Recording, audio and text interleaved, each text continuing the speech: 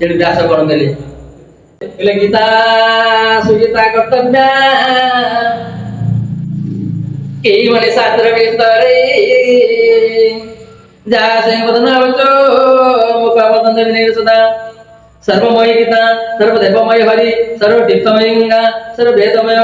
रे गीता गंगा च गायत्री गोविंद तिरुदिते चतुर्गकार संयुक्ते